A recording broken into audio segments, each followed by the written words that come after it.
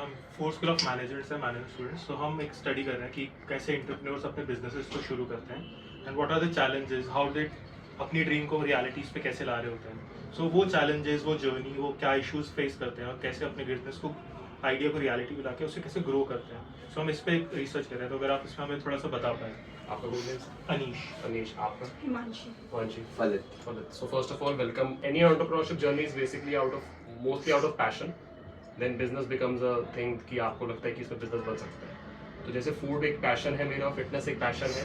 Fitness काफ़ी time से pursue कर रहे थे in the form of no supplements, जो हम न्यूट्रिशन और ट्रेनिंग प्लान्स देते हैं। यूएसपी सबसे बड़ी यही है कि we make people fit without any supplements. 4 साल से कर ही रहे थे वो काम, और जो हमारा डाइट प्लान्स थे, जो न्यूट्रिशन प्लान्स थे, बहुत अच्छा रिस्पॉन्स आ रहा था। बट सबसे बड़ा चैलेंज जो आता है, जो हम भी फेस करते थे अपने टाइम पे कॉलेज में भी, कि जो चीज़ें चाहिए खाने वो घर पे बना नहीं पाते। तो वहीं से एक आइडिया आया कि why not we prepare outlet और a chain, in fact a quick service restaurant, जहाँ पर खाना हम हेल्दी भी दें और टेस्टी भी दें। भी आप डाइट फॉलो करेंगे, आप 1 हफ्ता 2 हफ्ते 2 महीने करेंगे, फिर आप फॉलो ऑफ कर जाएंगे। You have to satisfy your taste buds as well as eat good. तो ईट आउट गेट फिट, ये कॉन्सेप्ट ही सारा इसके नेम से पता चलता है कि यहाँ पर बॉइल्ड फूड वगैरह नहीं मिलता। Subway, sandwiches, wraps, 0 calorie mojito, coolers, shake सब मिलते हैं। और ये वाले आउटलेट की स्पेसिफिकली बात करो तो ये 24 घंटे ओपन है। अब जैसे आपने बताया चैलेंजेस क्या फेस करें, चैलेंज तो देखो रहता है, ये सबसे बड़ा चैलेंज रहता है कैपिटल का। बट हमारे केस में just because we had the backing of no supplements, so we could easily withdraw the capital and make it stand here.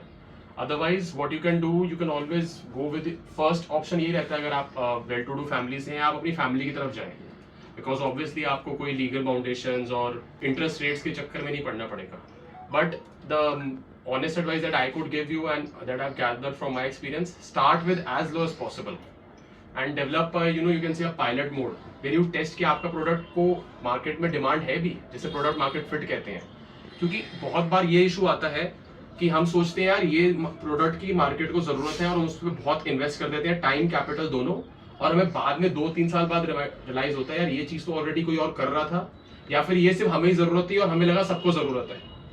तो क्योंकि वो चीज़ के लिए आप पैशनेट हैं, आप उस पैशन को कंफ्यूज नहीं हो सकते बिजनेस को लेकर। आपने ये जो टेस्ट करा वो किस लोकेशन कैसे करा? यही जो आउटलेट है ये हमारा पहला आउटलेट है। हाँ, और ये आप देखेंगे 24 घंटे खुला है। हाँ। तो उससे क्या होता है, सेल बढ़ती है। ये तो बेसिक मैथ है, मोर ऑपरेशन आवर्स तो मोर सेल। प्लस जैसे ये मेन रोड पे है।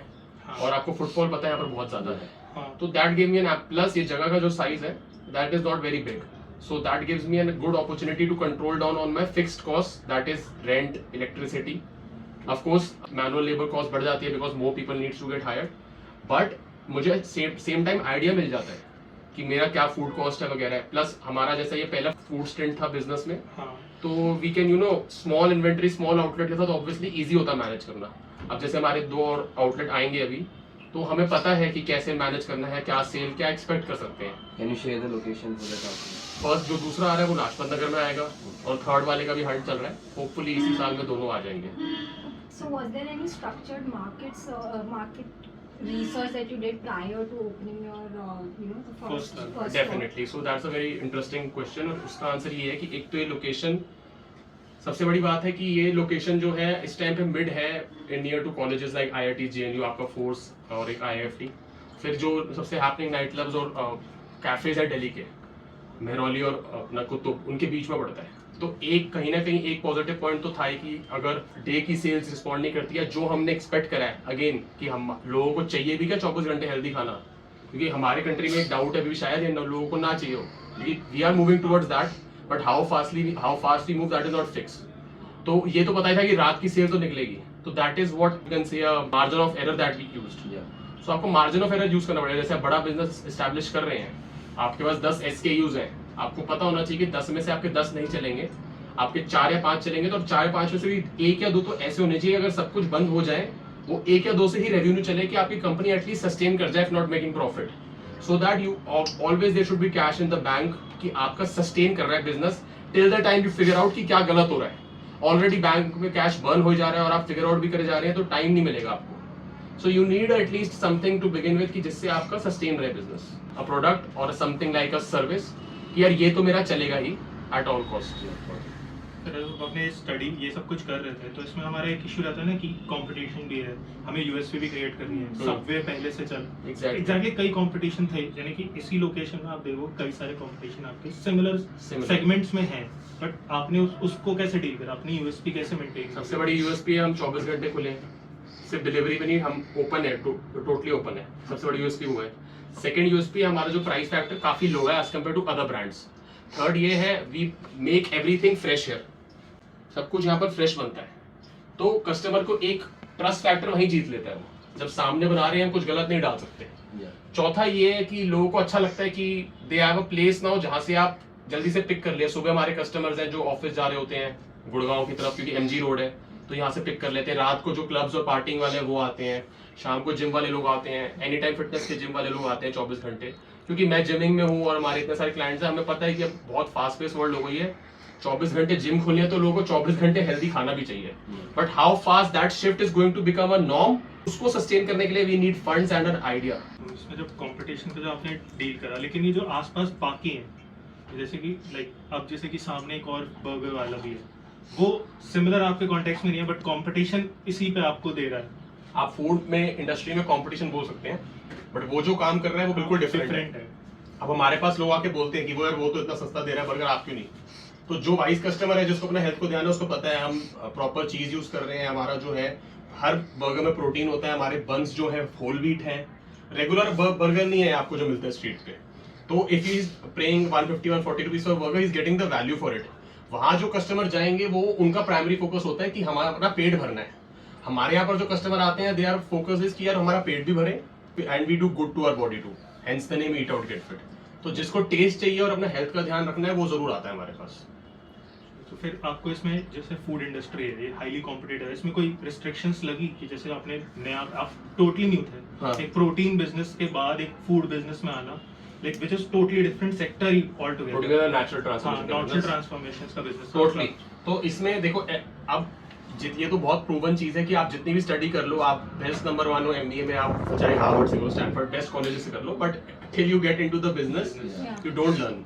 सो दैट इज व्हाई आपको छोटा शुरू करना है, आपको अपनी गलतियां फिगर आउट करनी है। जैसे मैं फूड इंडस्ट्री में आया, मुझे पता चला कि कितने चैलेंजेस होते हैं।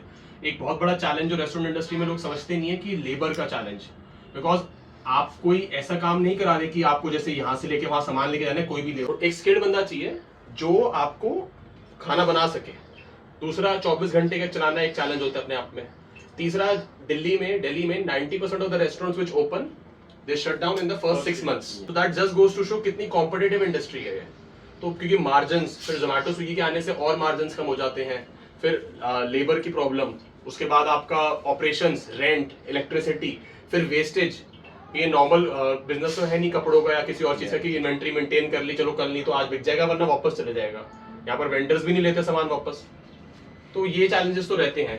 तो वही बात है, आपको जैसे मैंने बताया, आपको एक एक्स फैक्टर अपना ढूंढना पड़ेगा कि ये तो चलेगा ही, और प्रॉफिटेबिलिटी से पहले आपको ये सोचना है कि sustainability, that is the most important.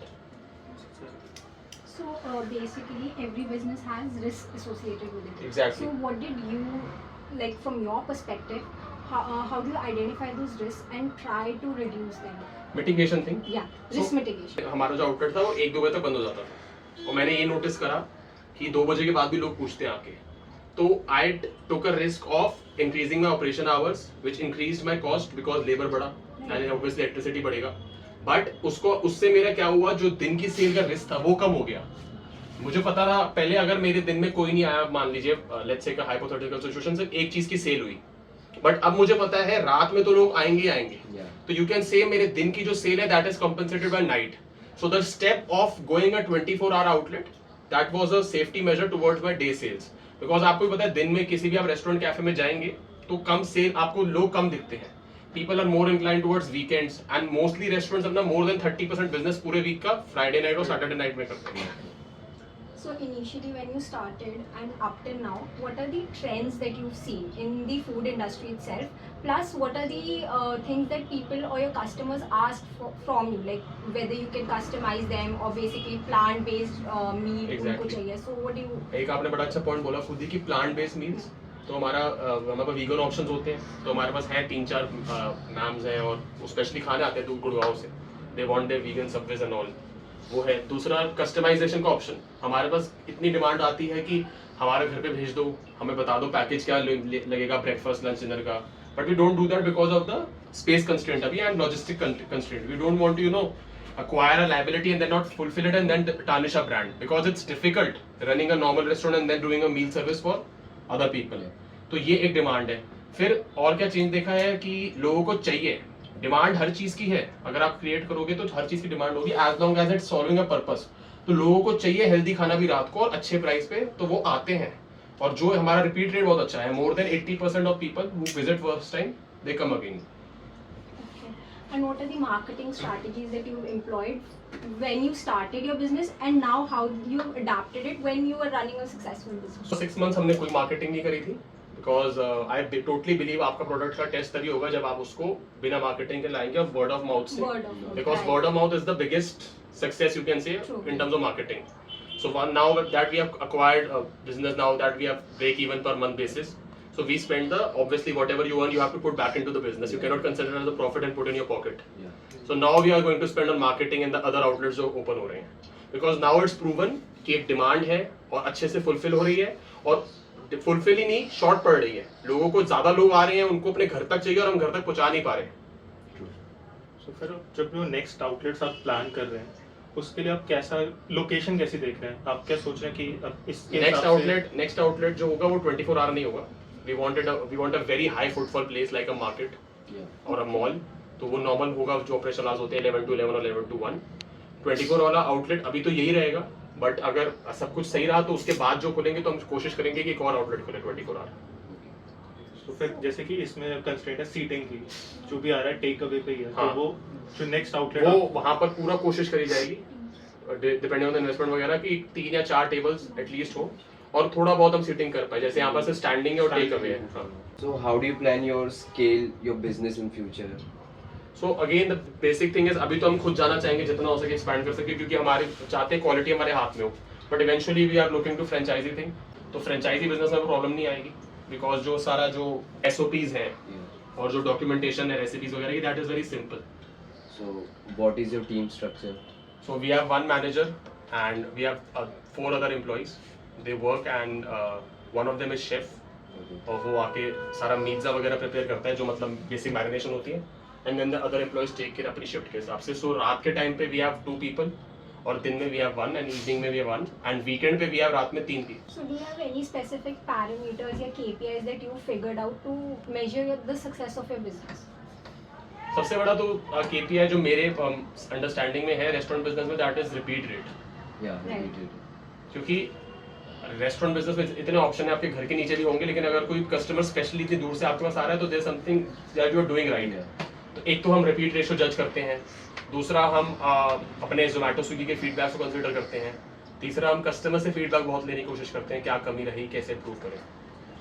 Do you want to give any advice to all the aspiring entrepreneurs who also want to get into the food industry and have their business? मेरा advice ये होगा, आप अगर आपके पास है capital है आपके पास, तब भी आप इन्वेस्ट कम करिए और प्रोडक्ट मार्केट फिट फाइंड करिए। आपको अगर आप कोई लेट्स सी फैंसी टी लेके आ रहे हैं, आपने पी थी जर्मनी में, कोरिया में, आपको बड़ा मजा आया, आपको लगा यार मुझे अच्छी लगी, सबको अच्छी लगेगी, that's not true. Nobody stopping you from pursuing your passion, but आपको उसको मार्केट में उतारिए, जितना हो सके कम इन्वेस्टमेंट के साथ उसका फीडबैक लीजिए। चाहे आप प्रॉफिट ना भी बना रहे हो और आपके पास तब फंड्स पड़े हैं, तो आप पूरा उसको बड़ा करिए, मार्केटिंग में स्पेंड करिए, but don't put all your eggs in the one basket from the let go, specially in the food industry. Yeah. क्योंकि ये कैटेगरी क्रिएशन बिजनेस नहीं है। आप कुछ नया प्रोडक्ट भी लॉन्च करेंगे तो वो भी सब कैटेगरी है तो हम सारे फूड इंडस्ट्री के ही लोग, तो सब कैटेगरी क्रिएट हो सकती है मैक्सिमम। इसमें बहुत ज्यादा capital in first let go से फर्स्ट जैसे उस इंडस्ट्री में लगता है जो बिल्कुल ही ब्रांड न्यू है। Yeah.